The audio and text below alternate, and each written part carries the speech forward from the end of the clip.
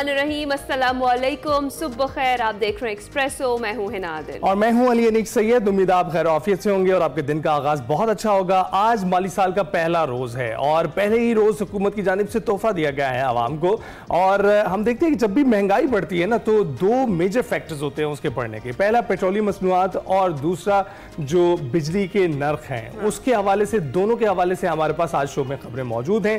पहले आपको पेट्रोलियम मसनूआत के हवाले से बताते हैं। हुकूमत की जानिब से डीजल की कीमत में अच्छी खबर नहीं है, बिल्कुल अच्छी खबर नहीं। एक अच्छी खबर है, दूसरी जो है वो थोड़ी सी बुरी खबर। तो पहले बुरी खबर आपसे शेयर करते हैं। हुकूमत की जानिब से डीजल की कीमत में 10 रुपए 39 पैसे फी लीटर और पेट्रोल की कीमत में 8 रुपए 36 पैसे फी लीटर इजाफा किया गया है। कीमतों में इजाफे के बाद पेट्रोल की नई कीमत 266 रुपए और 79 पैसे, जबकि डीजल की कीमत में जो है इस वक्त कमी आई है, बल्कि इजाफा हुआ है। 272 रुपए और 98 पैसे फी लीटर हो गई अली। और नोटिफिकेशन के मुताबिक पेट्रोलियम मसनूआत की कीमतों में इजाफे का जो इत्तलाक है वो भी फौरी तौर पर हो गया है। और जरा ये बता रहे हैं कि पेट्रोलियम मसनूआत की नई कीमतों में 2.5 रुपए का जो कार्बन लेवी है वो भी आयद कर दी गई है। और जरा का ये भी कहना है कि पेट्रोल पर लेवी कम करके 75 रुपए 52 पैसे फी लीटर कर दी गई है, जबकि हाई स्पीड डीजल की अगर बात करें तो उस पर लेवी 74 रुपए 51 पैसे मुकर्रर कर दी गई है। तो जनाब आप जैसे हम जैसे सभी लोग परेशान होते हैं। और खासतौर आप देखें जब जंग लगी थी इंडिया पाकिस्तान की, उस वक्त भी प्राइसेस हाइक पकड़ी थी लेकिन हुकूमत ने उस पर कंट्रोल रखा था। लेकिन अब जो आलमी जंगों का एक्सक्यूज बनाकर यहाँ पर जो है अवाम पर बोझ डाला जा रहा है, अवाम इससे ज्यादा बोझ बर्दाश्त नहीं कर सकते हैं। प्लीज प्लीज प्लीज हुकूमत को चाहिए कि वो अगर कुछ बढ़ोतरी करती भी है तो इतनी करे जितनी अवाम बर्दाश्त कर सकते हैं। एक साथ 10-10 रुपए का इजाफा जो है उनकी कमर तोड़ देगा। और इस वक्त जो 2 रोटियां उनके बच्चों के मुंह में जा रही हैं वो भी नहीं जाएंगी। बिल्कुल। और एक और चीज, जब इस तरह से कोई इजाफा होता है तो पेट्रोल पंप्स पता नहीं क्यों बंद हो जाते हैं। उसके बाद फिर लंबी लंबी कतारें लग जाती हैं वहां पर और फ्यूल नहीं मिल रहा होता, जब तक कि मेरे ख्याल इंतजार किया जाता है कि नई कीमतों का इतलाक हो जाए, अच्छे तरीके से सबको समझ आ जाए और उसी कीमत पर फिर उन्होंने फ्यूल देना होता है, इसलिए वहां पर रश लग जाता है। लेकिन ये वाकई वो सूरत हाल है जिसमें एक गरीब आदमी के लिए मजीद जिंदगी बिल्कुल बुरी तरह से पिस जाता है। और इसके साथ देखिए कुव्वत खरीद मजीद कम होगी। जब किराए बढ़ेंगे लोग पहुंच भी नहीं पाएंगे अपनी जगहों पर। और फ्यूल प्राइसेस का हाइक वो है कि आप कुछ भी लेने जाएंगे तो आपको जो दुकानदार है या जिससे भी कोई भी चीज आप खरीद रहे हैं वो आपको ये कहेगा कि आपको पता है कि पेट्रोल की कीमत में इजाफा हो गया है तो इस वजह से इस चीज की कीमत में भी इजाफा हो गया है। तो पेट्रोल की कीमत वो चीज है जिससे बाकी सारी चीजें रिलेट कर रही होती है और ओवरऑल जो एक इंसान है उसके लिए महंगाई में इजाफा हो रहा होता है। और एक और चीज, एक और अपडेट है जिसके बारे में आप कह रहे थे, हाँ वो ये है जनाब कि जुलाई 2025 से बिजली बिलों में इलेक्ट्रिसिटी ड्यूटी खत्म की जाए। वफाकी वजीर तवानाई जो अवैस लगारी हैं उन्होंने चारों वज़राए आला को इस हवाले से खत लिख दिया और वो ये कह रहे हैं कि बिजली बिलों के जरिए मुतादिद चार्जेस, टैक्सेस और ड्यूटीज की वसूली से जो पेचीदगियां हैं वो पैदा हो रही हैं। बिजली के ज्यादा निर्ख पहले ही बहुत बड़ा चैलेंज और मुख्तलिफ लेविस का इजाफी बोझ जो है बिलिंग के ढांचे को पेचीदा बनाता है, जिसकी वजह से अब उसे कम करने की कोशिश की जा रही है। इस तरीके से जो है किसी सूरत इजाफा किया जा रहा है, दूसरी जगह पर कम किया जा रहा है, तो लोगों को रिलीफ देने की कोशिश की जा रही है, लेकिन ये रिलीफ मिलता नहीं है। हर शख्स जो है इससे फायदा उठाने की कोशिश करता है। जैसे इन्होंने पहले बात की कि जो ही खबर आती है कि पैसे बढ़ने लगे हैं पेट्रोलियम मसनूआत पर, वो पेट्रोल पंप्स को बंद कर देते हैं और ज्यादा से ज्यादा मुनाफा कमाने के सिलसिले में आगे बढ़ने लग जाते हैं। तो अब हम उम्मीद करते हैं कि अवाम एक दूसरे का हाथ पकड़कर आगे चलेंगे ऐसे मुश्किल वक्त में जहां पर हम मुआशी तौर पर एक दूसरे का हाथ, हुकूमत को पकड़ना है अवाम का हाथ की सिचुएशन में। वादे और दावे वो जो पहले किया करते थे वो अब उन्हें पूरा करें, क्योंकि हमेशा यही होता था कि कहा यही जाता था जब भी कोई हुकूमत आती है कि पिछली हुकूमत ने, जब वो ऑपोजिशन में होते तो वो यही कहते हैं कि जनाब शब खून मारा गया और रात के अंधेरे में पेट्रोलियम मसनूआत की कीमतों में इजाफा कर दिया गया। और जब वो खुद इक्तदार में आते हैं तो फिर वो सारे दावे और वादे वो भूल जाते हैं, वही करते हैं जो उन्होंने करना होता है। अच्छा चलें अब मौसम की भी बात कर लेते हैं, क्योंकि इस वक्त जो है मॉनसून चल रहा है, मुल्क भर में ताकतवर स्पेल इस वक्त जारी है और पंजाब भर में बारिश और आंधी से 8 अफराद जाँ बहक हो गए, जबकि 27 जख्मी भी हैं।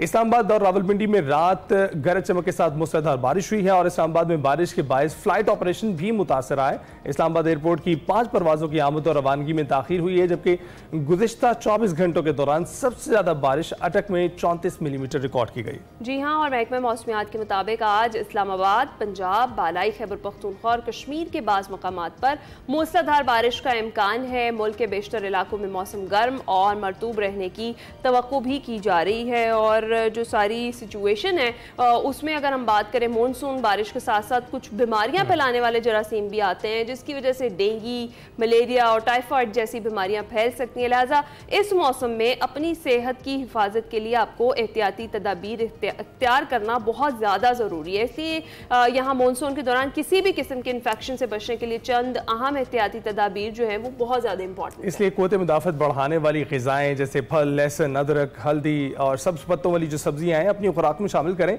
और सफाई का खास ख्याल रखें। साफ़ पानी पिएँ, स्ट्रीट फूड से परहेज़ करें और मच्छरों से भी बचाव के लिए जो है ना इक़दाम आपको करने चाहिए। इसके लिए माहिर वबाई अमराज राना जवाद अस्कर इस वक्त हमारे साथ मौजूद है। राना साहब, बहुत बहुत ज्वाइन करने के लिए कैसे हैं आप? जी बहुत शुक्रिया आपने प्रोग्राम में इनवाइट का। जवाद साहब, ये बताइएगा कि इस वक्त सिचुएशन आप देख रहे हैं, मानसून का स्पेल चल रहा है, क्या इक़दाम लेने चाहिए आम आदमी को अपने घर में अपने आप को और अपने जो फैमिली मेम्बरान है उनके तहफ़्फ़ुज़ के लिए? जी, जैसे आपने खुद बताया अभी कि ये मौसम ऐसा है जिसमें इन्फेक्शियस डिजीजेस बहुत ज़्यादा फैल जाती हैं, यानी कि मोतदी बीमारियां जो हैं वो बहुत फैली हुई होती है। मच्छर से लगने वाली बीमारियां यानी कि डेंगू, मलेरिया, चिकनगुनिया, वो भी बहुत क्योंकि मच्छरों की अफजाइश हो रही होती है तो वो भी हमें उनका सामना करना पड़ता है। तीसरी बात जो आपने बड़ी अच्छी कही कि जो स्ट्रीट फूड है उसको खाते हुए ये एहतियात करें, देख लें कि वो साफ सुथरे तरीके से बन रहा है या नहीं बन रहा, उसने अपने दस्ताने पहने हुए हैं कि नहीं पहने हुए, और मक्खियां उसके नंगे खाने के ऊपर अगर हैं तो बेशक जितना मर्जी अच्छा जायका है वहां से एहतराज करें इन दिनों के अंदर। तो मच्छरों से बचें, पानी का साफ पानी पिए और या उबला हुआ पानी पिए। आम जो बाजार में गंदे पानी के मशरूबात बनते हैं उनसे परहेज करें। ये 2-3 बड़ी बातें हैं जिस पे हमें फोकस करना होगा। ठीक है। और राना साहब, इसी मौसम में डेंगू जो है वो भी पनपता है, तो उस हवाले से भी जरा बताएं कि किस तरीके से पानी जो है उसको इकट्ठा ना होने दें अपने घरों में और एहतियात की जाए। और जैसे मैंने बताया कि 3 अब बीमारियां हैं जो पाकिस्तान में मौजूद हैं, उसमें डेंगू है, मलेरिया है और चिकनगुनिया है। लेकिन मलेरिया एक डिफरेंट मच्छर से फैलता है, उस मच्छर की आदतें डिफरेंट है, और जो चिकनगुनिया और डेंगू है ये दूसरे मच्छरों से फैलता है जिनकी आदत मुख्तलिफ है। तो इनको मारने का तरीकाकार या इनसे बचने का तरीकाकार फर्क है। जो आपका डेंगू का मच्छर है वो आपके घर के अंदर होता है और साफ पानी पे रहता है, यानी कि आपके पानी के जो टैंकी है उसकी अगर छत नहीं है या उसमें सुराख है तो उसके जरिए वो जाके उधर अपने बच्चे भी देता है और उसके बाद उसकी अफजाइश वहां पे होती है।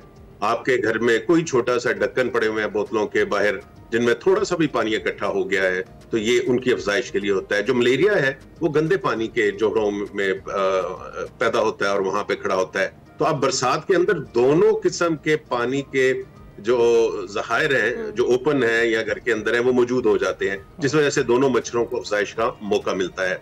तो आपने अगर एक तो ये है कि अपने घर को साफ सुथरा रखें और जब स्प्रे करें तो खासतौर पर डेंगू के लिए घर के अंदर स्प्रे करें, बिस्तरों के नीचे करें, पर्दों के पीछे करें, सोफों के नीचे और बैक पे करें। ये ऐसी जगह होती है जहाँ पे ये आराम से अपने रहता है, तो आपने उन चीजों को खत्म करना है। मलेरिया का जो मच्छर है उससे बचने के लिए घर के इर्द गिर्द देखिए कोई पानी इकट्ठा तो नहीं हो रहा बारिश का, तो उसके निकास का बंदोबस्त कीजिए।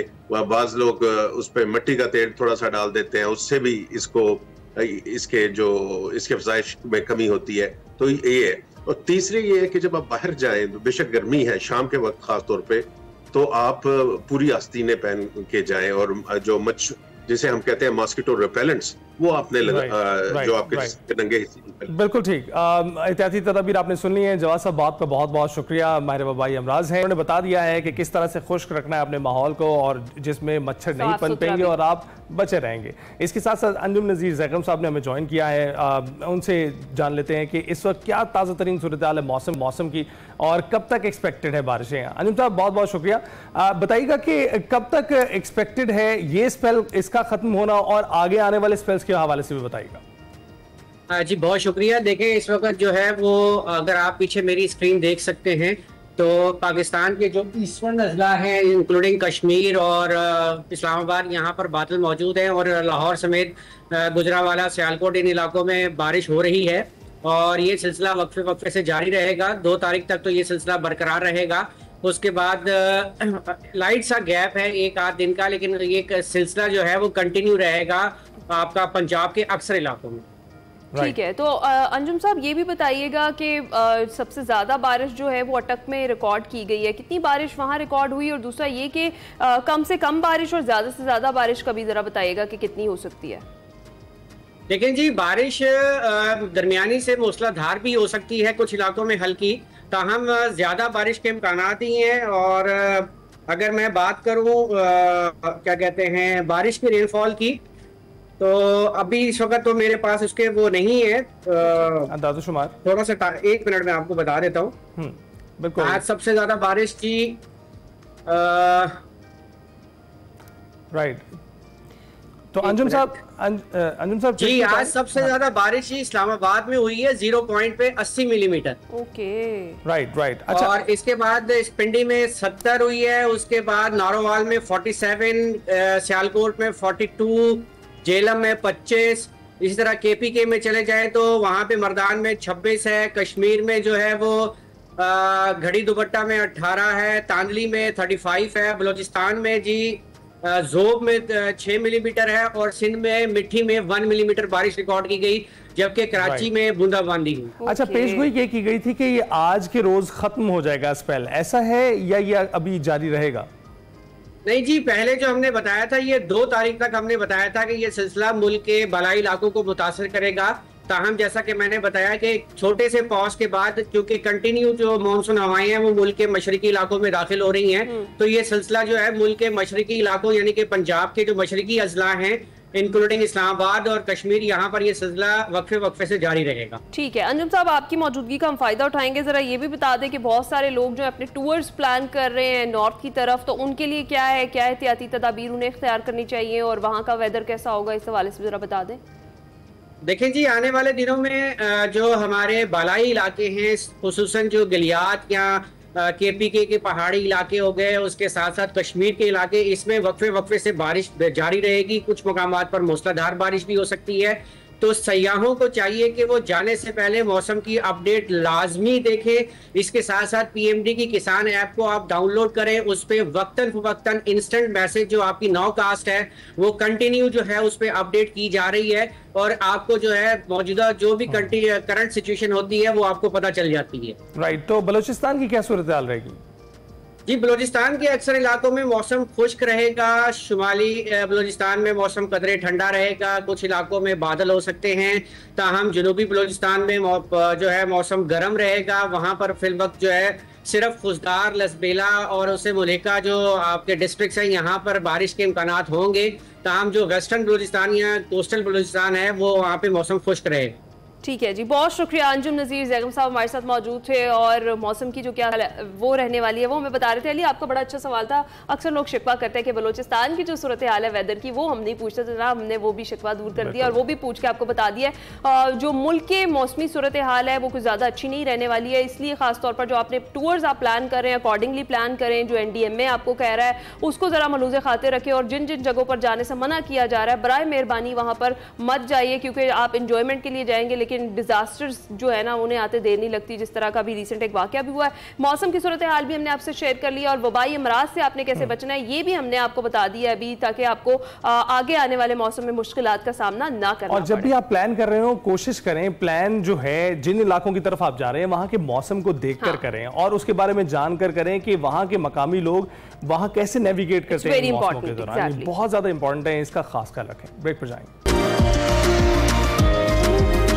Welcome back. खेलों की दुनिया से एक शानदार खबर शामिल करते हैं। पाकिस्तान वॉलीबॉल टीम ने एक बार फिर साबित कर दिया कि अगर अज़्म हो, मेहनत हो, टीम वर्क हो तो मंजिल दूर नहीं रहती है। जी हाँ नाज़रीन, पाकिस्तान वॉलीबॉल टीम ने एशियन वॉलीबॉल नेशंस कप में फाइनल तक रसाई हासिल की और सिल्वर मेडल अपने नाम करके पूरी कौम के दिल जीत लिए हैं। कौमी टीम ने शानदार खेल पेश करते हुए सेमीफाइनल में दिफाई चैंपियन कतर को भी शिकस्त दी और उनसे गुज़िश्ता इवेंट की हार का बदला लिया है, जबकि पाकिस्तान के लिए फाइनल खेलना एक तारीखी लम्हा था। इस हवाले से आज हमने बात करनी है। जी हाँ, कौमी वॉलीबॉल टीम के कैप्टन मुराद जहां हमारे साथ मौजूद है। अस्सलाम वालेकुम मुराद, कैसे हैं आप? वालेकुम अस्सलाम, बहुत शुक्रिया, अल्हम्दुलिल्लाह, अल्लाह का बड़ा करम है। मुराद, सबसे पहले तो भाई पूरी कौम की तरफ से आपको मुबारकबाद, और मुझे ये बताएं कि इतना मुश्किल मैच था या फिर तारीखी कामयाबी थी जो हमें मिली है, इस पर आप क्या कहेंगे? क्या फील कर रहे थे आप उस वक्त? बहुत शुक्रिया, खैर मुबारक। बिल्कुल, सेमीफाइनल मैच वैसे ही बहुत बड़ा मैच होता है, लेकिन ये था कि कतर के खिलाफ मतलब आज तक हम जीते नहीं थे। कतर वर्ल्ड रैंकिंग में एक बहुत बड़ी टीम है और एक बड़े मतलब रैंकिंग की टीम है, तो ये था कि उनके खिलाफ जीत के वाकई बहुत मजा आया और ये था कि हमारे लिए एक आगे बढ़ने की एक और मतलब सीढ़ी थी कि हमें यकीन हो गया कि हम बड़ी टीमों को भी जीत सकते हैं। बिल्कुल, और मुराद, दिफाई चैंपियन कतर को हराना कोई मामूली बात नहीं है, लेकिन कुछ प्लान किया था आपने उनको हराने के लिए? जी बिल्कुल, प्लानिंग तो हमारी हर मैच की अलग अलग होती है। हमने खासकर अपनी जो पिछली गलतियां थी उनके ऊपर काम किया था कि हम किस तरह खेलेंगे। हमें उनका तो पता था क्योंकि उनकी यही सेम टीम आ रही है, और मैं आपको ये भी बताता चलूं कि कतर की टीम में डिफरेंट नेशनलिटीज की लड़के हैं। कतर का उसमें मुश्किल से कोई एक लड़का होगा, बाकी उन्होंने चुन चुन के सारी दुनिया से लड़के इकट्ठे किए और उनको नेशनलिटीज दी है। तो ये था कि हमने ज्यादा अपनी गलतियों पे काम किया था कि पिछली बार जो हमने गलतियां की थी उनको हम रिपीट नहीं करें, और वही हुआ कि फिर उसके नतीजे में हमें शानदार जीत मिली है। जबरदस्त जबरदस्त, उस शानदार जीत पे हम सबको बड़ा फख्र है। अच्छा ये बताएं मुराद, फाइनल मैच के लिए आपकी एक्सपेक्टेशंस ऑलरेडी क्या यही थी जिस तरह से अभी अली भी आपसे पूछ रहे थे? मुझे ये बताएं कि और फाइनल तक रसाई में सबसे ज्यादा आपको क्या लगता है किस प्लेयर का रोल रहा?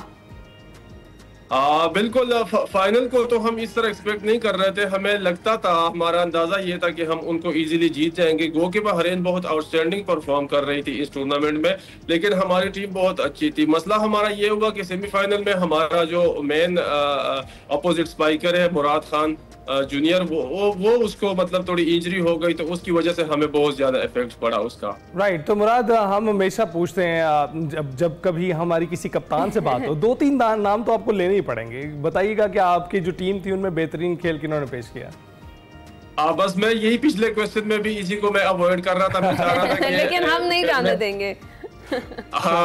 मेरी टीम का हर प्लेयर ही मैच विनिंग है। उसमें स्पेशली मैं नाम लूंगा उस्मान का। उस्मान बहुत हमारा मेन प्लेयर आजकल ईरान में लीग भी कह रहा है। उसके बाद मुराद जूनियर हो गया, हामिद हमारा एक लड़का नया आया है। तो वैसे तो मेरी टीम सारी मैं कह रहा हूँ, नासर अली हमारा लिबरो काफी एक्सपीरियंस प्लेयर है। तो ये हमारे मेन प्लेयर है, बाकी आपको पता है हर प्लेयर ही मेरा मैच विनिंग है। बिल्कुल बिल्कुल, हर प्लेयर बेस्ट है, तभी तो पूरी टीम जो है वो आगे बढ़ी। आप बिल्कुल दुरुस्त कह रहे हैं, हम आपको मजीद मुश्किल में नहीं डालते। अच्छा मुझे ये बताएं कि कोचिंग स्टाफ और जो फेडरेशन है उसका रोल कैसा रहा, उनकी जो हिकमत अमली है उसको आप कैसे देखते हैं और क्या कमेंट करेंगे? जी बिल्कुल, फेडरेशन अपनी तरफ से अपना बेस्ट कर रही है। अभी पिछले 2-3 साल से हम लगातार फॉरेन कोचेस को हायर कर रहे हैं, जो कि हमारी टीम को ना एक मॉडर्न वे में लेके आई है। हमारे यहाँ ज्यादातर आप लोगों को पता है कि आउटडेटेड चीजें ही चलती हैं, तो उस वजह से हमें फॉरेन कोचेस हायर करने पड़े ताकि हमारा जो नया सिस्टम है उस पर हम अपनी टीम को लेके चले। गो के फेडरेशन को बहुत सारे मसाइल का सामना करना पड़ रहा है। अगर मैं इस टूर्नामेंट की भी बात करूं, इस टूर्नामेंट में हमारे साथ हमारा फिजियो नहीं था, इसलिए हमें इंजरीज का भी बहुत ज्यादा इशू रहा। हमारे पास अपना ट्रेनर नहीं था, हमारे पास मतलब ये सारे मसाइल थे। वीडियो एनालिस्ट नहीं था हमारे पास। मतलब हम जब किसी मैच पे जाते थे यूं होता था कि जैसे अंधे होके जा रहे हैं। आजकल तो बहुत मॉडर्न चीजें हैं, आपको पहले से आपकी वीडियो एनालाइजिंग होती, तो इन चीजों का हमें मसाइल का सामना था। ओके, तो फेडरेशन तो अपना काम कर रही है, हमारे सामने ही है, लेकिन मुराद कहीं पर कुछ लैक होता हुआ भी आपको दिखाई दे रहा है जहां पर काम होने की जरूरत है? क्योंकि आप बाहर जाकर खेलते हैं, मुख्तलिफ टीमों को देखते हैं, उनकी ट्रेनिंग में हमारी ट्रेनिंग में क्या फर्क नजर आता है? देखिए, सबसे बड़ी जो चीज है ना वो फैसिलिटीज का है। अगर आप लोगों ने शायद हमारे यहाँ पे देखा हो, इस्लामाबाद में जो हमारा जिम्नेजियम है उसमें हम 45 डिग्रीज में ट्रेनिंग करते हैं, जबकि वहाँ पे जाके हमें एयर कंडीशन हॉल में ट्रेनिंग करनी पड़ती है, मैचेस खेलने पड़ते हैं। उसका बहुत ज्यादा इशू होता है। डाइट के भी अभी वही मसाइल चल रहे हैं। मतलब जो बेसिक चीजें हैं, जैसे कि हम में से कुछ प्लेयर बशमूल मेरे हम फॉरेन लीग्स खेलते हैं, तो वहाँ का जो छोटे से छोटा क्लब होते हैं ना, जो उस क्लब की भी फैसिलिटीज हमारी नेशनल टीम और नेशनल फेडरेशन से बढ़कर होती है। तो ये चीजें हम बहुत टाइम से फेस कर रहे हैं और इन चीजों का बहुत ज्यादा इफेक्ट होता है। ठीक है, और मुराद अभी आपने वीडियो एनालाइजिंग का जिक्र किया, ये किस तरह से रोल प्ले करता है मैच में, जरा ये भी एक्सप्लेन कीजिएगा। ये जब भी हमारा किसी टीम के साथ मैच होते हैं तो पिछले 1-2 सीजन में उसने जितने मतलब 1-2 साल में जितने मैचेस खेले होते हैं उन सब का वो डेटा एनालिस्ट होता है। वो हर एक प्लेयर की इंडिविजुअल परफॉर्मेंस, वो कहाँ पे वीक है, कहाँ पे स्ट्रेंथ है, उसकी कैसे खेलते हैं, वो सारी चीजें करते हैं। तो उस चीज का हमें मसला होता था, हमें पता नहीं होता कौन सी टीम किस तरह खेल रही है। और फिर भी हमें कन्फेस करना पड़ेगा कि आप लोगों की परफॉर्मेंस इन तमाम तर मुश्किलात के बावजूद इंतहाई ज़बरदस्त रही है और हम लोगों ने देखा है कि सिल्वर मेडल आप घर लेकर आए हैं, तो कॉन्ग्रेचुलेशंस उसके लिए। ये बताइएगा कि इस परफॉर्मेंस के बाद या इससे पहले आप कुछ फ़र्क देख रहे हैं, कुछ रुझान बढ़ता हुआ, लोग वॉलीबॉल की तरफ मज़ीद राग़िब हो रहे हैं? अगर आप लोकल लोगों की बात कर रहे हैं, शायकीन वॉलीबॉल की बात कर रहे हैं, तो बिल्कुल एक बहुत ज्यादा ही मतलब एक क्रेज देखने को मिल रहा है। सोशल मीडिया के थ्रू हमें सारी चीजें देखने को मिल रही है, लोकल टूर्नामेंट्स बहुत ज्यादा बढ़ रही हैं। लेकिन अगर आप हुकूमती सतह पे इकदाम की बात कर रहे हैं तो वो बिल्कुल ना होने के बराबर है। अच्छा, तो मुराद ये भी बताएं ना कि जो नौजवानों के लिए इस टीम की जो परफॉर्मेंस है वो कितनी ज्यादा मोटिवेशनल साबित हो सकती है फिर, और ये जो कामयाबी है क्या ये पाकिस्तान में वॉलीबॉल को मजीद मकबूल बना सकती है? बिल्कुल। हमारे यहाँ एक ये टेबू होता था कि यार इस टीम को हम नहीं जीत सकते, कोरिया को नहीं जीत सकते, कतर को नहीं जीत सकते। जिस तरह हम खेल रहे हैं पिछले 1-2 सीजन में, हम हर उस टीम को जीत रहे हैं जिसके खिलाफ जीतना हमारे लिए समझो एक ख्वाब होता था।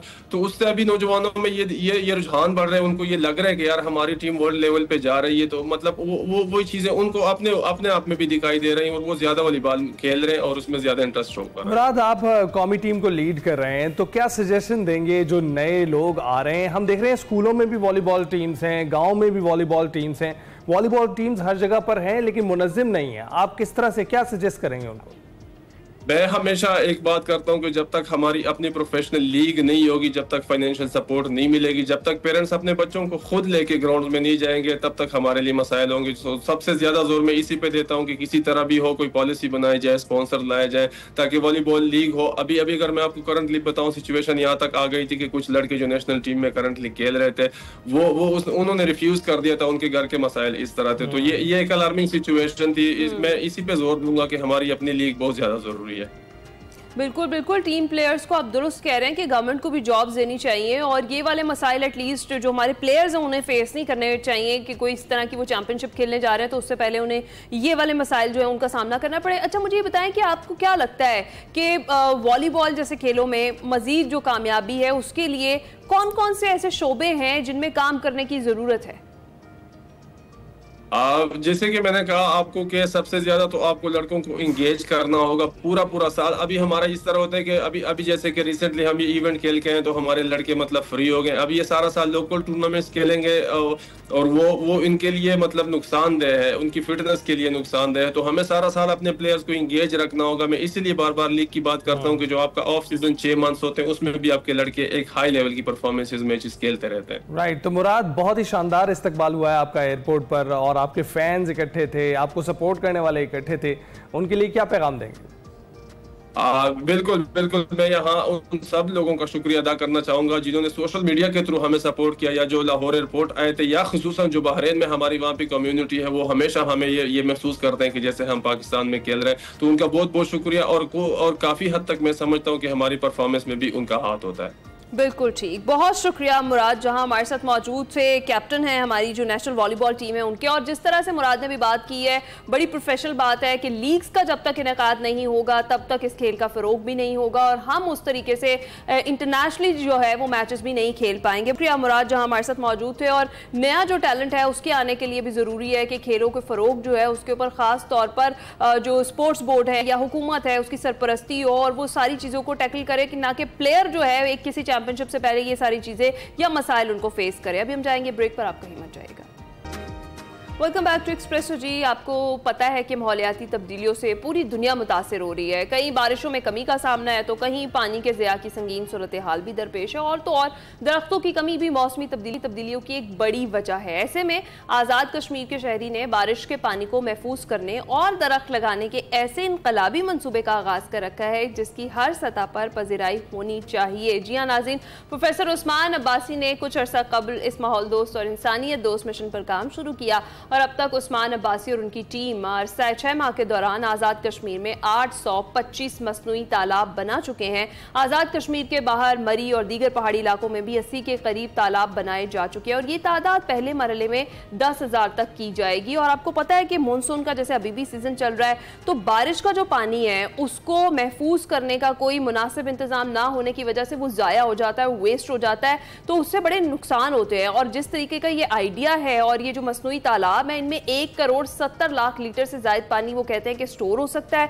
जबकि शहरों में बारिश के पानी को महफूज करने और मसाजिद में वुजू के पानी को दोबारा करामत बनाने के लिए भी उस्मान अब्बासी नए आइडियाज लेकर आए हैं। और इसके अलावा उस्मान ने 80,000 के करीब मुख्तलिफ अनवा के पौधे और दरख्त लगाने के काम का भी आगाज कर रखा है। मजीद इस हवाले से उस्मान अब्बासी से ही बात करते हैं, जानते हैं कि ये तालाब वाला जो मंसूबा है ये है क्या और ये कितना कारआमद है, और ये भी जानते हैं कि वो अब तक कितने दरख्त जो हैं वो लगा चुके हैं। Thank you very much Usman, हमें ज्वाइन करने के लिए। आप कैसे हैं? बहुत शुक्रिया जी, थैंक यू सो मच। अच्छा, सबसे पहले तो ये बताइएगा कि आप करते क्या हैं और जो आपका ये तालाब वाला आइडिया है ये आपने ड्राइव कहाँ से किया? जी शुक्रिया, मैं प्राइवेट टीचर हूँ, एक स्कूल में पिछले 20 साल से पढ़ा रहा हूँ, तो साथ साथ एनवायरनमेंट पाकिस्तान स्टडीज भी मैं पढ़ाता हूँ बच्चों को। तो सारे केस स्टडीज हम दुनिया के देखते हैं कि जहाँ पे वाटर शॉर्टेज आ रही है या क्लाइमेटिक चेंजेस हैं तो कैसे लोग उसको मिटिगेट कर रहे हैं। तो अनफॉर्चुनेटली पाकिस्तान के अंदर बड़े स्केल के ऊपर ना तो कोई अवेयरनेस है ना ये चीजें, और पीछे जो अभी विंटर गुजरा तो उसके अंदर एक बड़ा तूफान आया था कि हमारे यहाँ पानी की एक एक बूंद को तरस रहे थे लोग। तो वहां से ये जो आइडिया है जो तालाब बनाने का, तो ये पिच किया। अल्लाह का शुक्र है 6 महीने के अंदर 825 तालाब भी बन गए, 6 मसनूई झीलें भी बन गई हैं। तो 1,70,00,000 लीटर पानी का ये बंदोबस्त हमने कर लिया है। तो यही हमने पहले फेज में 10,000 एंड इवेंचुअली 2 लाख तालाब बनाने, बिकॉज ये वाहिद हल है कि हम अपना जो पानी है उसको रिस्टोर कर सकते हैं। अभी 2 दिन पहले एक बारिश हुई है, 10 मिनट के अंदर क्लाउड बर्स्ट था वो, तो 3 घंटे का जो पानी था वो हमारा जाया हो गया, अरबों लीटर पानी।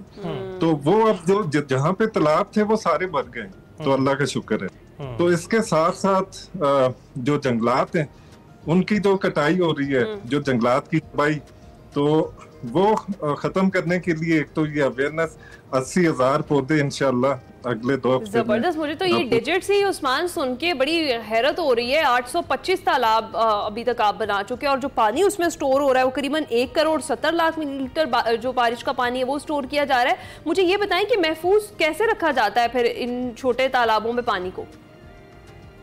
इसके बहुत सारे जो बेनिफिट्स हैं। पहली चीज, फ्लैश फ्लड्स कम होंगे जो जो ये ज्यादा बढ़ते जाएंगे। दूसरा, ये पानी आहिस्ता आहिस्ता जमीन पिएगी वापस। पहले ये काम बर्फबारी करती थी जो कि अब बर्फ ना होने के बराबर है, क्लाइमेटिक चेंजेस और फिर जो जंगलात की हमने तबाही फेर दी हुई है। तो उस वजह से हमारे जो माउंटेनियस हिली एरियाज हैं तो यहाँ पे तो पानी जमीन में जाते ही नहीं है। तो ये पानी हम वहाँ पे रोक रहे हैं ताकि आहिस्ता आहिस्ता चश्मे चले। 80% तो हमारे चश्मे खुश्क हो चुके हैं। मेरा अपना जो आबाई चश्मा है जो कभी हमने नहीं देखा, नहर बहती होती थी पानी की, वो खुश्क हो गया। तो इस तरह हर जगह पे ये हम तालाब बना रहे हैं, चश्मों के पीछे, माउंटेन्स में। तो ये पानी अब्जॉर्ब होगा जमीन के अंदर और साथ में जो इकोसिस्टम है वो भी रिवाइव होगा, प्लस जो जंगली हयात है उसको भी बेनिफिट है और पौधे भी आहिस्ता आहिस्ता दोबारा। बिल्कुल ठीक। उस्मान, हम देख रहे हैं कि आपके साथ बहुत सारे अफराद वहाँ मौजूद हैं। ये आपकी टीम है या ये मकामी अफराद है जो आपकी मदद कर रहे हैं? अल्लाह का शुक्र है, हमारी यही टीम है कि जहाँ जहाँ से लाइक माइंडेड हम मिलते जा रहे हैं तो ये काफिला बढ़ता जा रहा है। तो एज सच अगर मैं कहूँ कि कोई हमारी जो ठीक है। अच्छा उस्मान, एक कोई तालाब बनाए और 8,000 कमाए, ये भी कोई प्रोजेक्ट आपने रखा हुआ है? इसकी भी तफसीलात जरा शेयर कीजिए अगर आप नहीं है। हम सारे उसके मेंबर हैं। जो वो तरीका है जो कि हमने स्टार्ट किया था और मेरे जो जितने भी दोस्त हैं, जो फॉलोअर्स, वो मुझे पैसे भेजते हैं और हम फिर आगे 8,000 रुपया दे रहे हैं। जो तालाब का पूरा वो उसका एक प्रोसेस है। अच्छा। तो वो फॉलो करते हुए तालाब बनता है, तो उनको फिर एंड पे पैसे इसलिए दे रहे हैं कि अनएम्प्लॉयमेंट भी खत्म हो, साथ साथ में उन लोगों को भी माहौल की आगाही आए जो कभी स्कूल नहीं गए या उनको बहुत जबरदस्त आइडिया है। जबरदस्त आइडिया है, लेकिन आप मैनेज कैसे करते हैं इन पैसों को? मैनेज ये अल्लाह की जात करवा रही है और बस उसने ये काम लेना है तो ले रही है। बाकी सारा ट्रांसपेरेंट, मेरे जो जितने भी टीचर उस्मान के अकाउंट्स हैं तो उनके ऊपर हर चीज अपलोड होती है। जबरदस्त जबरदस्त उस्मान, वाकई आप कह रहे हैं अल्लाह ऐसे ही लोगों की मदद करता है। मुझे ये बताएं कि सोशल मीडिया पर आप काफी वायरल हैं, वहां पर कैसा रिस्पांस है लोगों का, और क्या हुकूमत की या फिर जो मकामी इंतजामिया है उसकी आपको सपोर्ट है इसमें, इस काम में? अभी मकामी इंतजामिया जो मेरा जिला है तो उनके साथ भी अभी कोलैबोरेशन शुरू हो गई है और विद इन अ वीक आप एक बहुत बड़ा चेंज देखेंगे, जो कि एक बहुत खुशी की बात है। तो इंशाल्लाह आहिस्ता आहिस्ता ये चीजें जब स्प्रेड आउट होंगी। आपने जो सोचा है, जो कंसीव किया उस्मान, ज़बरदस्त है। ये बिलाशुबा एक काबिल तकलीद अमल है और वहाँ पर जो है इकोसिस्टम को सपोर्ट तो करेगा ही, उसके साथ पानी की जो रवानी है वहाँ बेहतर होगी। अच्छा ये बताइएगा, दरख्तों को लगाने के लिए जगह कितनी दरकार होगी आपको, और आप अब तक कौन कौन से और कितने दरख्त लगा चुके हैं? अभी तक तो 20 से 25 हजार हमने पौधे लगाए। तो अभी हम पाइन जो देवदार हम लगा रहे हैं जो 5000 फीट से हाई एल्टीट्यूड है, क्योंकि वो शान है पहाड़ों की। तो टूरिस्ट आते हैं तो वो भी खुश होते हैं उन्हें देख के, जो कि डिसअपियर हो गए ना। तो एक तो वो एक मैस अवेयरनेस लोगों में भी डिस्ट्रीब्यूट कर रहे हैं, और साथ में हम जो फलदार पौधे हैं, 40,000 देवदार हैं और 40,000 फलदार हैं अभी पहले जो फेज के अंदर तो ये हैं। तो लेटर ऑन विंटर के अंदर फिर हम लाखों की तादाद में फलदार पौधे लगाएंगे। अच्छा। तो ये हमारा जी जो जगह का आप कह रहे हैं, तो जंगलात में स्पॉट्स हमने डिसाइड किए हैं, उनकी टेक केयर लोकल कम्युनिटी के जो हमारे दोस्त भाई हैं वो करेंगे, और साथ में फिर महकमा जंगलात को हम इन्वॉल्व करेंगे कि जंगल के अंदर जो लगेंगे उनकी प्रोटेक्शन की जिम्मेदारी वो लें। अरे वाह, मैं बहुत इम्प्रेस हो रही हूँ आपके काम से। जिस तरह उस्मान आप बता रहे हैं कि इस तरीके से दरख्त लगाए जाएंगे और फिर बाद में फलदार दरख्त। हमें लग रहा था पहले कि फलदार दरख्त क्यों कम लगाए जाते हैं, आपने बता दिया कि विंटर्स में फलदार दरख्त लगाए जाएंगे। अच्छा मुझे ये बताएं कि जो तालाब बनाने और जो लोग शजरकारी करना चाहते हैं उनको आप क्या मैसेज देंगे? देखें, सिर्फ एक बड़ा छोटा सा मैसेज है कि प्लीज हम बेड़ चाल के अंदर देखते हैं कि 100 बंदा अगर गलत काम कर रहा है ना, तो हम कहते हैं कि हमारा क्या फर्क पड़ेगा, हम भी वही गलती करके गुजर जाते हैं। ये काम नहीं करना। हमें अल्लाह ने सोच दी है, अकल दी है। एक इंसान बहुत बड़ा डिफरेंस पैदा करता है और वही इंसान आप हैं। बस ये सोचना है तो हमारा माहौल भी बेहतर हो जाएगा, सोसाइटी भी बेहतर। तो उस्मान साहब, अगर मैं या मुझ जैसा कोई फर्द आपको की जो ये इस वक्त कार्य खैर जो आप कर रहे हैं इस कैंपेन का हिस्सा बनना चाहे तो वो किस तरह से बन सकता है? उसमें मेरे जो सोशल मीडिया अकाउंट्स हैं टीचर उस्मान, चाहे वो यूट्यूब हो, फेसबुक हो, इंस्टा पे, वहां पे अप्रोच करते हैं मुझसे और आगे फिर फर्दर कम्युनिकेशन वहां से हमारी स्टार्ट होगी। ठीक है, और ऐसे बहुत सारे लोग आपको ऑलरेडी अप्रोच भी कर रहे हैं उस्मान? जी बहुत अभी माशाल्लाह से हजारों की तादाद में जो हमारे ये ग्रुप्स बने हुए हैं, जो ओवरसीज भाई हैं वो बहुत ज्यादा एक्टिव हैं इस चीज के अंदर। तो अल्लाह का शुक्र है कि मैं इतना एक्सपेक्ट नहीं कर रहा था, लेकिन ये अल्लाह की मेहरबानी है कि माहौल के ऊपर जितनी तेजी से ये आवाज उठ रही है तो इससे पहले शायद इतनी नहीं थी। राइट। बहुत बहुत शुक्रिया उस्मान हमसे गुफ्तगू करने के लिए, और आपने अपना कार्य खैर हमसे शेयर किया, हमने लोगों तक पहुंचाया, अपने नाज पहुंचाया, और हम चाहते हैं कि ऐसे ही अमल जो दीगर इलाकों में मौजूद है लोग वो करें, ताकि जो इकोसिस्टम है उसको बहाल किया जा सके। पानी का मसला एक बहुत बड़ा मसला है। पहले कहा जाता था कि जंगें होंगी तेल पर, फिर उसके बाद पानी पर होंगी, और पानी पर जो जंगें हैं आप उसका एक नज़ारा देख ही रहे हैं। उसका एक जिसे कहते हैं ट्रेलर वो भारत की जानिब से हमें आ ही चुका है। तो इस पानी को महफूज रखने के जो तरीके हैं उस पर जोर देना, गौर करना बहुत बहुत ज़रूरी है, और हम उस्मान का थैंक यू करेंगे कि उन्होंने इसका आगाज़ कर दिया है। हम ब्रेक के बाद हाजिर होंगे। प्रोग्राम के दूसरे हिस्से में खुशामदीद जनाब। इस घंटे में भी आपके साथ शेयर करने के लिए बहुत कुछ है, कुछ मुलाकातें भी आपकी करवाएंगे, आगे चल के कुछ बात करेंगे पत्थरों और नगीनों का सितारों से क्या ताल्लुक है इस पर भी। लेकिन टॉप ऑफ द आवर शामिल करते हैं अपना सेगमेंट निकले तेरी तलाश में, जिसमें मुस्तंसर हुसैन तार साहब और वकार अहमद मलिक साहब आज बात कर रहे हैं कि पॉपुलर अदब का शुमार अदब आलिया में क्यों नहीं होता। आइए देखते हैं।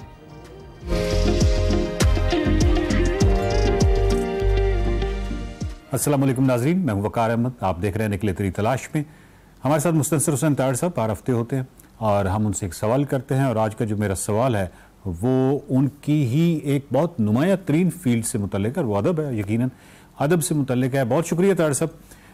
तार साहब, मेरा सवाल ये है कि ये जो पॉपुलर अदब होता है यानी वो अदब जो बहुत शोहरत और बहुत ज़्यादा पढ़ा जाता है, बहुत अवामुन्नास में बहुत मशहूर होता है। ये जो पॉपुलर लिटरेचर है, इसके हवाले से क्रिटिक्स जो है, ये जो तनकीद निगार हैं, वो अमूमी तौर पे इस तरह के लिटरेचर को अदबी सिन्फ या मेन अदब में नहीं गर्दानते। वो समझते हैं कि नहीं, ये कोई बहुत संजीदा चीज़ नहीं है या उसमें कोई बड़े आइडियाज़ नहीं है, मुमकिन है। तो आप क्या समझते हैं कि ये जो पॉपुलर लिटरेचर है उसमें बड़ा बड़ा मतलब बहुत सारी लंबी फहरिस्त गिनवाई जा सकती है, लेकिन इसको भी आप अदब का हिस्सा ही समझते हैं? बेसिकली ये है कि पॉपुलर अदब जो है ज़रूरी नहीं कि वो बड़ा अदब ना हो। ठीक है। और बड़ा अदब जो है वो ज़रूरी नहीं कि वो पॉपुलर हो। जी बिल्कुल ऐसे। ओवरऑल आई फील कि ये जो डोमिनेशन है जो उसकी बयान की जाती है तौजी कि बड़ा अदब क्या है, कि उसमें ये चीज़ें होनी चाहिए, ये एक किस्म की आप समझ लें कि इंटेलेक्चुअल डिसऑनेस्टी, कि आपने तय कर दिया कि जी ये अदब है और ये अगर लोग पढ़ रहे हैं फलां, वो अदब नहीं है। चुनाचे आप एक माइनॉरिटी में चले जाते, ये उन मुल्कों में नहीं है जहाँ पे लिटरेरी एक इंटेलेक्चुअल जो है सेंस है। मसलन फॉर्मर जो सोवियत यूनियन, उसमें दोस्तोयेवस्की उतना ही पॉपुलर था जितना कोई भी बंदा पॉपुलर हो सकता है। टॉल्स्टॉय बड़े अदीब, क्योंकि उनका सारा जो कल्चरल सेटअप था वो उनके ऊपर बेस करता था। हमारा मुआशरा मुख्तलिफ है। अब देखें ना, मेरे पास एक दफ़ा रज़िया भट्ट तशरीफ़ ले आए। अब रज़िया भट्ट बहुत मशहूर थी और अपनी बेटियों के साथ तशरीफ़ लाई। I was so grateful. Wazirabad की थी, तो कहने लगी कि भाई कुछ एक्सचेंज करना है तुम्हारे साथ। मैंने कहा जी आप फरमाएँ। कहने लगी तुम्हारी 2-4 किताबें चाहिए मेरी बेटियों को। मैंने कहा जी आप हुक्म करें। तो वो अपनी किताबें भी 15 के करीब ले आई मेरे लिए, वो मैंने रख दी। उसके बाद मैंने 1-2 किताबें उनकी शुरू की एंड आई फेल्ट कि अगर वो पॉपुलर हैं तो बेवजह नहीं है। सही। उनके पास कहानी लिखने या जोड़ने का एक फ़न मौजूद, चाहे उसको आप एक रोमांटिक लड़ी में परो लें या उसको ज़रा फिल्मी अंदाज में कर लें, वो अलग बात है, लेकिन कहानी कहने की सलाहियत उनमें है। और आजकल आप देखें कि बहुत सारी ख़वातीन जो है, एक खातून इश्तियाक नामी है, उमैरा अहमद है, और इस तरह 1-2 और ख़वातीन हैं, वो बहुत पॉपुलर है। उनके मतलब नावल्स और उनकी जो बाकी तहरीरें हैं, उनको सीरियस जो लिटरेचर वाले हैं, मैं समझता हूँ कि ये दैट इज़ डिसऑनेस्टी, कि भाई आप फैसला कर देते हैं कि जी ये अदब है और ये नहीं है। लेट्स द पीपल डिसाइड, वो बाद में पता चल जाएगा। तो उनमें कोई ना कोई सलाहियत मौजूद है। इसका सबसे बड़ा रेफरेंस है कि नोबेल प्राइज़ फॉर लिटरेचर बहुत फेमस सिंगर है बॉब डिलन को मिला। उसके ऊपर बहुत ज़्यादा प्रोटेस्ट हुआ कि जी ये तो गीत निगार है और ये गीत लिखता है, कोई इंटेलेक्चुअल भी ऐसे साथ नहीं है। तो उसकी जो एक्सप्लेनेशन आई थी वो ऑलमोस्ट यही आई थी जो मैं कह रहा हूँ, कि जो बंदा अपने गीत, और उसके गीत बहुत अच्छे हैं, मतलब आप उनको, उनमें एक अवेयरनेस उसने दी है लोगों को। ये ज़रूरी नहीं है कि लिटरेचर के हवाले से अवेयरनेस आए, मौसीकी के हवाले से, गीत के हवाले से, फिल्म के हवाले से भी आ सकती। चुनाचे तब लोगों ने इस तरफ तवज्जो की कि ये जो मतलब सिडनी शेल्डन है या जो भी पॉपुलर लिखने वाले हैं, इनमें भी इनको आप ये नहीं कह सकते कि ये अदब के ज़ुमरे से बाहर है। और इस सिलसिले में मेरा एक दोस्त था जिसका मैंने तज़किरा किया है निकले तेरी तलाश में, उसमें हैम्बर्ग में रहता था, वो पेंट करता था। वेलकम बैक जनाब। खवातीन किसी से भी पीछे नहीं हैं और हर खेल में, हर शोबे में वो शिरकत कर रही हैं। और ऐसे खेल जो पहले सिर्फ मर्दों से मंसूब किए जाते थे, अब पाकिस्तानी खवातीन भी उसमें हिस्सा लेते हुए दिखाई देती हैं। आपको पता है घुड़सवारी जैसा जो शौक है, हम देखते हैं कि खवातीन में काफ़ी पॉपुलर है वो मगरब में, लेकिन पाकिस्तान में भी वो तेज़ी से रुझान पकड़ता चला जा रहा है। और उसके साथ साथ हम देख रहे हैं कि पाकिस्तानी जो टैलेंट है वो इस खेल में भी आलमी सतह पर पाकिस्तान का नाम रोशन करने लगा है। सिर्फ मर्द ही नहीं, खवातीन भी जो हैं वो टेंट पैकिंग जैसे जो मुश्किल तरीन और सख्त जान तरीन जो खेल हैं उनमें हिस्सा ले रही हैं और पाकिस्तान का मुस्बत चेहरा बन रही हैं, आलमी उफक पर जगमगा रही हैं। जी नाज़रीन, आज एक्सप्रेसो में हमारे साथ मौजूद हैं जेलम से ताल्लुक़ रखने वाली अरूज अजहर कयानी, जो पाकिस्तान की पहली खातून नेज़ाबाज घुड़सवार हैं और अरूज टेंट पैकिंग की कौमी टीम की कप्तान रही हैं, EFP के एग्जीक्यूटिव बोर्ड मेंबर हैं, जबकि वर्ल्ड कप क्वालिफायर मुकाबलों में पाकिस्तान की नुमाइंदगी करने के साथ साथ लाहौर में बैनुल अक़वामी मुकाबलों की मेज़बानी भी कर चुकी हैं, उसमें भी पेश रही हैं, जबकि फलाही कामों में भी बढ़ चढ़ कर हिस्सा लेती हैं। इतने सारे काम और एक खातून है, उनसे आपकी बात करवाते हैं। जी हाँ, और उनसे जानते हैं कि उन्होंने ऐसे सख्त जान और मुश्किल खेल का इंतखाब आखिर किया क्यों और उनका जो ये पूरा सफर था ये कैसा रहा। तो हमारे साथ मौजूद हैं पाकिस्तान की पहली खातून नेज़ाबाज घुड़सवार Arooj Azhar Kayani. Arooj, thank you so much for joining us. कैसी हैं आप? अस्सलाम वालेकुम। No, thank you for having me. मैं बिल्कुल ठीक ठाक हूँ, शुक्रिया। अरूज, बताइएगा कि आपको टेंट पैकिंग जैसे सख्त जान मुश्किल खेल में दिलचस्पी कैसे पैदा होने लगी और इसने आपको कैसे मुतासिर किया? ये नरमी जो है ये घोड़ों के प्यार की वजह से मेरे अंदर थी इस खेल के लिए। घोड़ा जो है वो बड़ा एक प्यारा सा जानवर है, उसको ज्यादा उसकी मेरे ख्याल से उसकी कद हार्ट काट की वजह से और उसकी तबीयत की वजह से उसको एक वो डेंजरस एनिमल डिक्लेयर किया जाता है, वरना बड़ा वो हसास और नाजुक और प्यारा सा जानवर है। तो मेरा क्योंकि उनके साथ बहुत दिलचस्पी और लगाव था, तो ये स्पोर्ट खासी मुझे कभी ड्रॉनी नहीं लगी, हमेशा ज़्यादा इंटरेस्टिंग ही लगी। तो एक तो घोड़ों के प्यार में, फिर राइडिंग के अंदर काफ़ी डेवलपमेंट और ट्रेनिंग होती रही। फिर नेचुरली क्योंकि आप अगर मेरे पूरे ख़ानदान को जानते हैं तो हम बहुत ज़्यादा अवामी किस्म के लोग हैं, तो एक अवामी खेल चुनने की वजह से नेज़ाबाजी एक नेचुरल चॉइस थी। वाह वाह वाह, ठीक है। अच्छा ये बताएं अब अरूज के जो कैप्टन बनने तक का सफ़र था वो कैसा रहा और कौमी टीम की कैप्टन बनने में सबसे बड़ा चैलेंज आपको कौन सा दरपेश था? देखिए जी, पहले तो जब मैं इस चीज़ के लिए चुनी की थी तो तब हम ये चैप्टर खोल रहे थे। तो मुझे याद है कि जब मुझे पहली दफ़ा ये अपॉर्चुनिटी मिली तो बच्चियां ही नहीं थी पाकिस्तान में, तो मैंने कहीं से 4-5 बच्चियां इकट्ठी करके इनको ट्रेनिंग के लिए लेके जाना था ताकि हम पाकिस्तान में पहली दफ़ा एक वुमेन चैप्टर खोल सके इक्वेस्ट्रियन फेडरेशन का। तो मैंने लिटरली फिर जब कुछ इंस्टाग्राम में देखी बच्चियां कुछ राइडिंग का, जहां से मुझे पता चला कि कोई राइडिंग की ज्यादा शौकीन है, आगे पीछे उनको बुलाया, तो उस वक्त फिर मैं इनकी कैप्टन बन के इनको साउथ अफ्रीका लेके गई थी पहला इंटरनेशनल ट्रेनिंग कैंप के लिए। राइट। तो घुड़सवारी और घोड़े पालना बड़ा महंगा शौक है, आपके पास कितने घोड़े हैं और इस शौक को कितना वक्त देती हैं? काफी महंगा शौक है, मेरे पास 4 घोड़े हैं और अभी बस वही चलता रहता है कि कभी बेच दिए कभी खरीद लिए। और महंगा, बहुत महंगा शौक है, सेविंग्स नहीं होती, आप जो कमाते हो उनके लिए देते हो, लेकिन आई डोंट नो समहाउ वो इतना फुलफिलिंग एक पर्पस है उनको पालना भी कि मैं बड़ी सेटिस्फाइड और मुतमईन हूँ। आप बिल्कुल सही कह रही हैं। अच्छा, लाहौर में वर्ल्ड कप क्वालिफायर्स के दौरान आपने अपने टैलेंट को खूब बनवाया, वो हम सब ने देखा, एक्सपीरियंस कैसा था ये?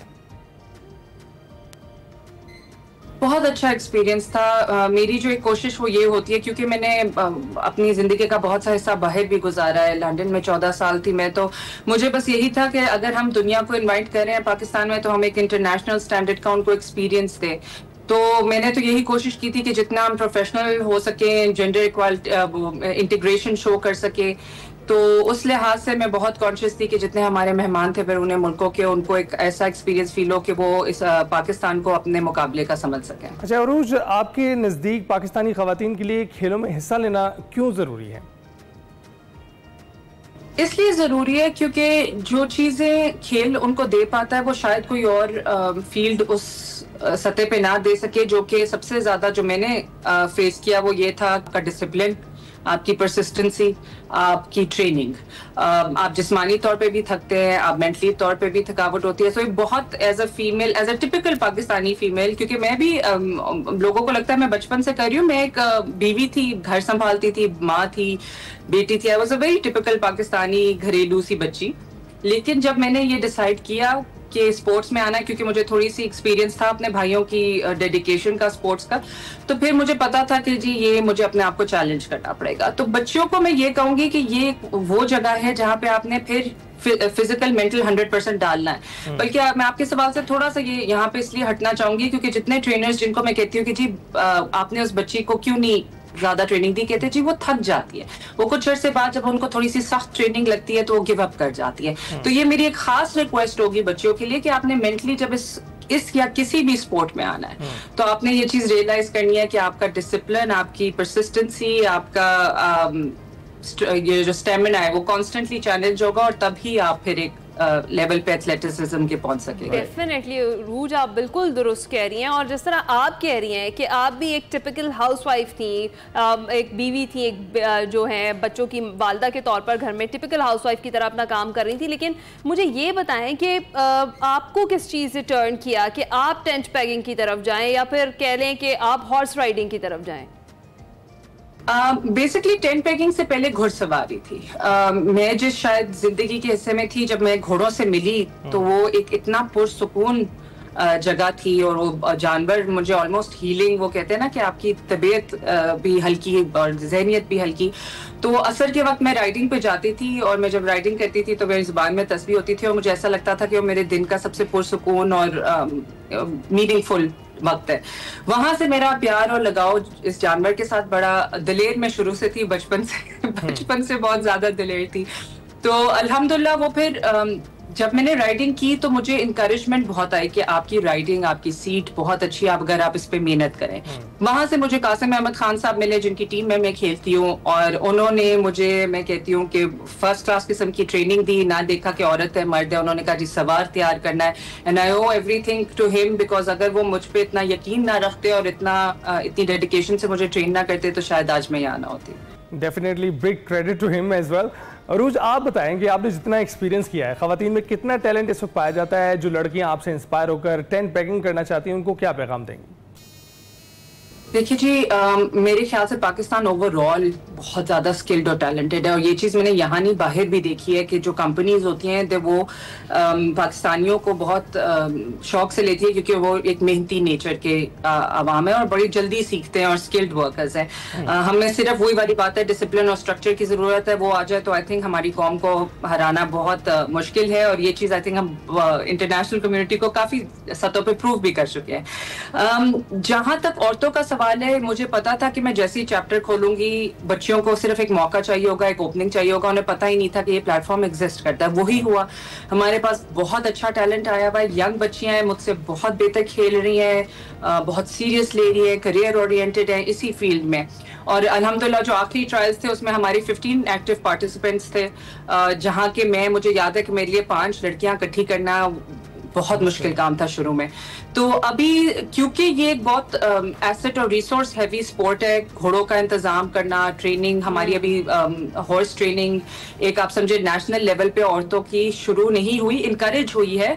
बहुत से लोग अब अपनी बेटियों और बहनों को करवा रहे हैं, लेकिन इसको टाइम लगेगा। उस लिहाज से डेवलपमेंट ऑलरेडी अल्हम्दुलिल्लाह हो चुकी है और बच्चों की एक्सेप्टेंस तो फील्ड में 100% हो चुकी है। आप देख सकते हैं मुझे भी सेलिब्रेट किया जाता है, मेरे साथ की जितनी प्लेयर्स हैं उनको सेलिब्रेट किया जाता है, हर इवेंट पे उनकी इन्विटेशन आती है।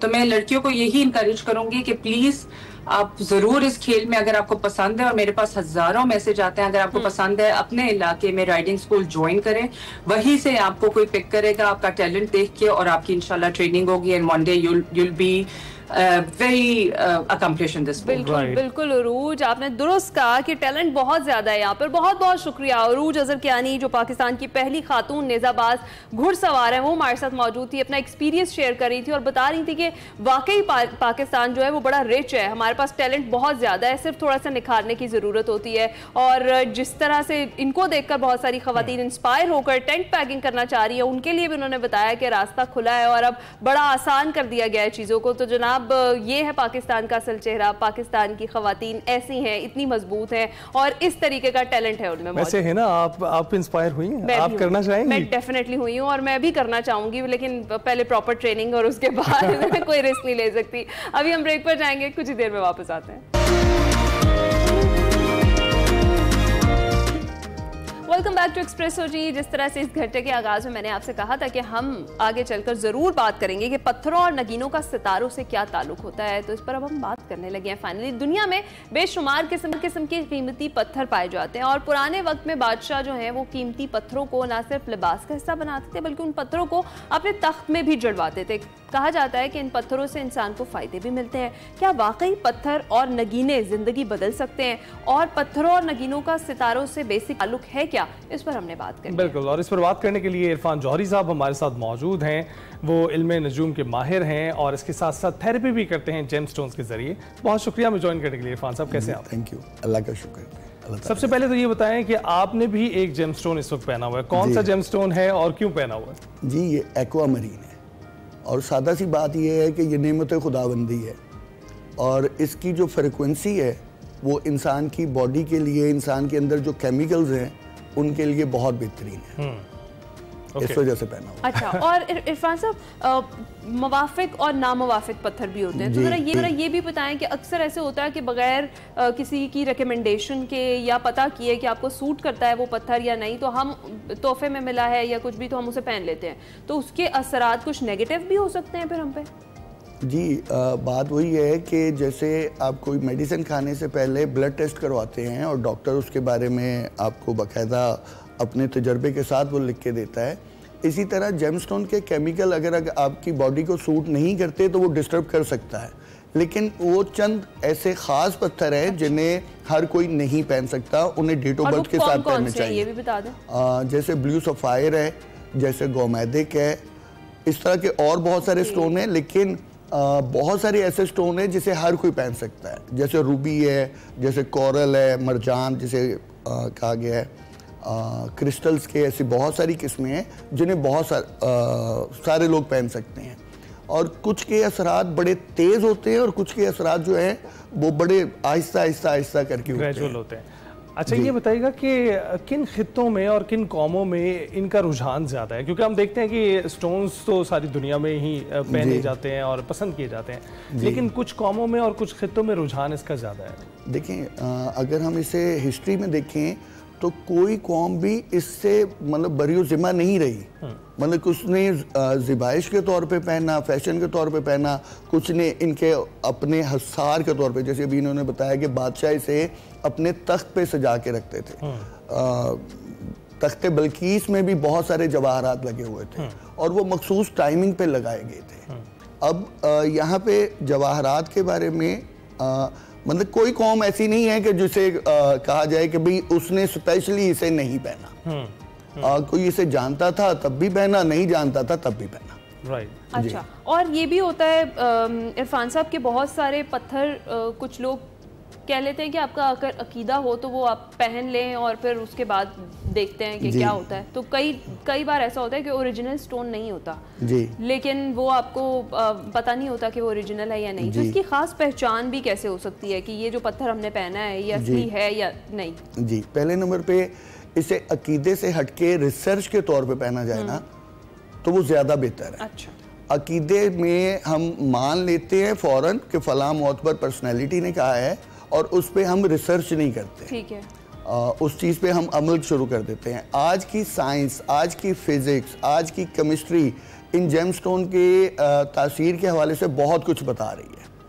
और अगर हम उस रिसर्च से पहने तो ज़्यादा बेहतर है। दूसरी बात यह है कि जेमस्टोन की पहचान ये जौहरी के अलावा ज्वेलर्स को भी नहीं है। ओके, इसकी मतलब आजकल ऐसा आर्टिफिशियल आया है कि मशीन बताती है कि ओरिजिनल है लेकिन आंख बता रही होती है कि ये नकल है, तो इस वजह से इसकी पहचान आंख और तजर्बा है, इसके अलावा कोई और तीसरी चीज नहीं। अच्छा, वैसे ये $multi-million इंडस्ट्री है और पूरी दुनिया में इसकी ट्रेड होती है, खरीदो फरोख्त जारी है, पाकिस्तान में भी ज़खायर मौजूद हैं। आपको लगता है कि अगर इस पर काम किया जाए जरा तेजी से यहाँ से ज़र मुबादला कमाया जा सकता है? पाकिस्तान में ज़र मुबादला अगर हम सवाद की और ये इस एरिए की कान पे बाकायदा इस पे हम वर्किंग करें तो हम पाकिस्तान का पूरा कर्जा उतार सकते हैं। अच्छा, पाकिस्तान का सवाद का जो ज़मुर्द है वो बहुत कीमती है और यहाँ पे हमारे पास मशीनरी ही नहीं है, यानी आज भी वो ब्लास्ट होता है और उसमें बहुत सारा पत्थर जो है वो ज़ाया हो जाता है। तो अगर वहाँ पे मशीनरी इस सदी के स्टैंडर्ड के मुताबिक लगाई जाए तो वहाँ का एमरल्ड जो है दुनिया का कीमती तरीन ज़मर्द है और मतलब पूरा कर्जा पाकिस्तान का। बड़ी बात है जी। चले, अच्छा मुझे ये बताएं कि एक मिथ है जो मेरे भी जहन में, अक्सर हम यही सुनते हैं कि जो स्टोन है वो स्टार्स के साथ आप पहन सकते हैं, तो फिर ये बताएं कि कौन कौन से पत्थर किन सितारों के लिए सूटेबल है? देखें जी, यहाँ पे जो एक प्रॉपर इसका चैनल है ना वो ये है कि आपने अगर पत्थर पहनना है तो उसके लिए आपको डेट ऑफ बर्थ पता होनी चाहिए, अगर टाइम ऑफ बर्थ पता हो तो फिर तो बहुत बेहतर है, और साथ में प्लेस ऑफ बर्थ और उसके मुताबिक पूरा जायचा बनाया जाए। और जब उस जायचे के मुताबिक आपको देखा जाएगा कि कौन सा स्टार वीक है, किसके प्लैनेट की जो एनर्जी आपको डिस्टर्ब कर रही है या किस प्लैनेट की एनर्जी आपको मजीद बेहतरी की तरफ ला सकती है, तो उसके मुताबिक अगर स्टोन पहना जाए तो ज्यादा बेस्ट है। किया जा सकता है जैसे कि मेरा स्टार कैप्रिकॉर्न है तो मेरे लिए पत्थर कौन सा सूटेबल? नहीं, कैप्रिकॉर्न के लिए एग्जांपल ब्लू सफायर है, रेड गार्नेट है, रूबी है, इस तरह के 2-3 चीजें हम देखेंगे क्योंकि रूबी को इसलिए कहा जाता है, सारे महंगे पत्थर बता दिए जी बिल्कुल ऐसे ही है। अब कैप्रिकॉर्न की जो पर्सनैलिटीज हैं वो भी बड़ी शानदार, यानी हिस्ट्री में इनको देखेंगे तो बड़े बड़े नाम मिलेंगे आपको, मोहम्मद अली जिन्ना हैं, जुल्फ़िकार अली भुट्टो हैं, नवाज शरीफ साहब हैं, इसी तरह इंटरनेशनल जो है वो आपको स्टीफन हॉकिंग है, तो मतलब कि कैप्रिकॉर्न पर्सनैलिटीज भी वैसी। अब रूबी का इस वजह से कहा है कि जब सन कैप्रिकॉर्न में आता है तो डिस्टर्ब होता है, और इनकी अगर कैप्रिकॉर्न है तो सन इनका डिस्टर्ब है पैदाइशी। अब पैदाइशी डिस्टर्बेंस को रूबी पहन के अगर उस डिस्टर्बेंस को दूर किया जाए, यानी अभी गर्मी है, डिस्टर्बेंस है प्लैनेट की, और मैंने अपने कमरे में एयर कंडीशन लगाया हुआ है और मैं प्लैनेट की मुज़र असरात से बचा हुआ हूँ, इसी तरह इनके लिए वो रूबी एयर कंडीशन का काम कर सकता है। एयर कंडीशन के बगैर हम मर नहीं जाएंगे, हम बदहाल नहीं हो जाएंगे। वैसे हीरा डिस्टर्बेंस तो नजर आती है। मैं प्लीज हम अली के लिए बताएं क्योंकि वहां मुझे दिखाई दे रही है एयर कंडीशन के बगैर हम मर नहीं जाएंगे या एयर कंडीशन के साथ हम करोड़पति नहीं हो जाएंगे, लेकिन हमारी कारकर्दगी बेहतर हो जाएगी। इसी तरह रूबी पहनने के साथ आपकी कारकर्दगी बेहतर होगी। राइट, अच्छा हम देख रहे हैं कि जो हमारे हमसाया मुल्क है उसमें सुपरस्टार्स ने भी पहने होते हैं, और एक बड़े सुपरस्टार जिसका नाम मैं नहीं ले रहा यहाँ इस वक्त, तो उन्होंने एक ब्रेसलेट में वो पहना हुआ है, और दूसरा हम देख रहे हैं कि हॉलीवुड में भी इसका जिक्र है, वो इन्फिनिटी गॉन्टलेट जो थैनोस पहनता है मार्वल की मूवीज में, उसमें भी ये स्टोन्स दिखाई देते हैं। तो साइंस से पहले भी इनकी एग्जिस्टेंस थी। साइंस ने इन चीज़ों को एक प्रॉपर चैनल के जरिए ना मुतारफ कराया, अदरवाइज कदीम हिस्ट्री में आप देखें इसका इस्तेमाल शुरू से है, इसका इस्तेमाल शुरू से है, तमाम मजहबी किताबों में इनका जिक्र है, तमाम रूहानी पर्सनालिटीज ने इनको इस्तेमाल किया है। जनाब सुलेमान अलैहिस्सलाम की अंगूठी का जिक्र जो है वो तक मौजूद है कि उसकी अंगूठी के साथ, मतलब अगर मतलब जैसे होता ना कि कभी प्रोग्राम लंबा हुआ तो उसमें वो पूरी हिस्ट्री आपको बताऊंगा इंशाल्लाह। तो उस वजह से इसके तासीर है, इसके असरात हैं, इसकी खुशहाली है, लेकिन फिर वही है कि भी उस खुशहाली के लफ्ज़ को आप किसी बिल गेट जैसे या एलॉन मस्क के साथ जोड़ देंगे कि ये पहन के आप वो बन जाएंगे, तो मतलब वो बात ऐसा ये भी नहीं है कि ये नामुमकिन है, लेकिन ये आपकी कारकर्दगी को बेहतर कर देता है, ये आपके केमिकल केमिस्ट्री, आपकी बॉडी के केमिकल्स को अलाइनमेंट कर देता है। जी बहुत शुक्रिया इरफान जौहरी साहब हमारे साथ मौजूद थे, और हमने आपको बता एक्सपर्ट की राय से कि कैसे कैसे पत्थर जो हैं वो आपकी सेहत पर भी असर डाल सकते हैं या आपकी लाइफ में भी कुछ असर डाल सकते हैं, तो वो भी आपको प्रॉपर जायचा बनवा के फिर ही पहनने चाहिए, खुद से एक्सपेरिमेंट्स अपने ऊपर ना कीजिए। अभी हम एक ब्रेक पर जाएंगे, आप कहीं मत जाइए। इसके साथ ही हम आपसे इजाजत चाहेंगे, आपसे मुलाकात होगी कल, अपना ख्याल रखिएगा, फीडबैक जरूर दीजिएगा। अल्लाह हाफिज़।